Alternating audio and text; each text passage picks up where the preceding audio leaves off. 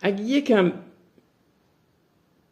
چشمای خودتون رو باز کنید و اطراف خودتون رو ببینید، مخصوصا مراکز درمانی، بیمارستان ها، آزمایشگاه ها، داروخانه ها، یک نگاهی به اونا بندازید، میبینید که جایی برای واسطدن نیستش. واقعا این همه بیماری از کجاست؟ از چی به وجود اومده؟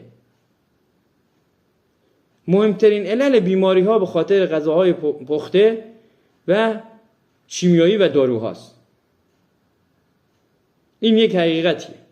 با اینکه علم پزشکی در بالاترین سطح خودش قرار داره، هنوز نتونسته برای این بیماری ها کاری بکنه و لحظه به لحظه بیماری ها داره بیشتر میشه و مرگ میرهای هم بیشتر. پس به توصیه‌ای که من به شما میدم گوش فرا بدید.